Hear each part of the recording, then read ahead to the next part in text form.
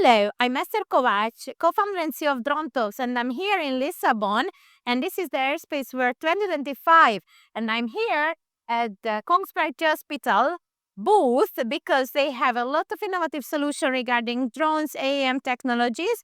So I will talk with Jayant, who is the product manager on them. Hello, Jayant. Hi, how are you? Thank you for this. Fantastic. So actually here are a few screens. So I'm trying to learn what those screens do. So for first, if someone doesn't know Kongsberg, Yep. what's the core business of Kongsberg? Awesome. Yeah, excellent question. So Kongsberg Geospatial is a wholly owned subsidiary of Kongsberg, the Kongsberg Group, which is a 200-year-old Norwegian company. So the Kongsberg Group is actually broken into distinct business areas. We report up to Kongsberg Defense and Aerospace. And so our parent company really focuses on defense and aerospace products. One of the key ones, we just won a contract for digital and remote towers in Canada, the largest of its kind in the world. And so, we have a long pedigree for defense use cases, and then also now aviation use cases in air traffic control and management. So us specifically in Kongsberg Geospatial, our core product is a mapping engine called TerraLens. And so TerraLens is an SDK that we provide out to many customers, defense customers, and it provides very high fidelity mapping tools for people to build custom maps and custom applications built on those maps. What you see here is actually Iris Terminal. It's built on TerraLens, and this is our commercial product focused on UAS operations. I see that's Houston. Yes. So right now we're zoomed in on Houston, which is one of our demos that we have as a simulation we're running in the area of Houston. And so Iris Terminal that you see here is an airspace deconfliction situational awareness tool. It's really targeted for regulatory enablement for BVLOS flights in North America. The FAA has some terminology around electronic observers. So replacing a visual observer with an electronic observer to enable beyond visual line of sight operations. And that's where Iris Terminal comes in. So we take that very high fidelity mapping data that we have in the bottom, and we can start layering in dynamic data on top, things like Airspaces, and I'm going to walk through that very shortly. And then on top of that, we can start pulling in various data streams like radars, EOIR cameras, ADS-B, internet weather, any sort of data stream that would be valuable to our customers. We can ingest it inside Iris, visualize it, and then use it in terms of additional services to deconflict the airspace. And that's layered on top with your own telemetry from your own drones. And then that all comes together to form Iris. So it seems like a one source. Exactly. So and then you can also tailor it if you want. Exactly. So historically in the industry, you go out, you buy DA sensors, a radar, a camera. Each comes with its own pane of glass. ADS-B. You're looking on the internet. We pull everything into a single pane of glass, so you can visualize it and you can deconflict it on a single screen, right? So this is meant to be the one screen that pulls everything together. So quickly just walking through, everything, showing you what's happening over here. In this, you currently see there's a conflict. If I zoom in, you see there's this hockey puck right here, and that's this well-clear boundary for our drone. What you just saw was a Cessna ADS-B aircraft that flew through our boundary, and there was a loss of separation. And so it alerted the operator that you need to take corrective action.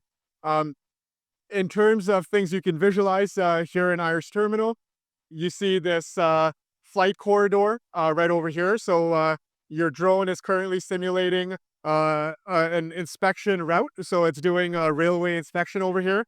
You can see the flight corridor in 3D. So it's got both a volume perspective here.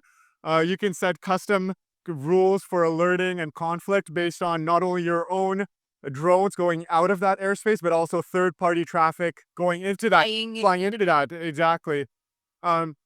We also ingest a whole bunch of dynamic data. So if I go in, I can just turn off the flight corridors very quickly and show airspaces. And so we're ingesting airspaces dynamically. So we pull this in from a lens provider. And for example, in Houston, you see there's a Class B airspace. And so this drone is just outside the Class B airspace. But you can create your own airspaces as well. So you can create no-fly zones, and as an operator, you can define that to really set custom rules that enable your operations. You told me something very interesting. You can also create your own no-fly zones, spread, but you also have population density. You mentioned something about that, Yes. so you can get also that safety layer. Yes, absolutely. So, a lot of our clients are flying beyond visual line of sight, and as part of flying beyond visual line of sight, they have to prove that they're not flying over certain population density. And so, we very easily can overlay. You can see over here, the population density map shows up here, and you can see right now it's flying over an area that's as unpopulated. There's not much issue, and there's a high population density area there. So as we get over there, you can start, adjusting your routes and your flight corridors. You can also make this as a no-fly zone. Exactly. So if I enable the flight corridor here, you see the flight corridor on the 3D map here. It avoids those areas of high population density, right? So it's ensuring that you meet your regulatory compliance from your flights, and you can prove that out to the regulators to keep flying beyond visual line of sight. So yeah, I mean, Iris terminal, it also it enables multi-sensor layering. So one of the things here, if I turn off the flight corridor and I turn on the sensor footprint, you see there's actually a radar here. So this is the Echo Shield. It's a simulated Echo Shield we have over here. And one of the things we do is we correlate the tracks from all our sensors, so you only see one data point over here. And so if I go in over here and actually turn on all my various sensors, ADS-B, radar, and our actual simulator telemetry, you can see on our drone, we actually have multiple tracks. You have this Aero 5Z and 2 different tracks. So it's, we're showing additional information, and this may start diverging depending on the air tolerances from those sensors. So what we do is, you see there's 2. We can turn that off and just turn our correlator on. And now that's only one track that you see here because it's correlating everything. It understands based on your position, your velocity, your heading, that's actually the same drone, the same aircraft that it's seeing just from multiple sensors. Yeah. And it's able to turn that into one point here on the screen.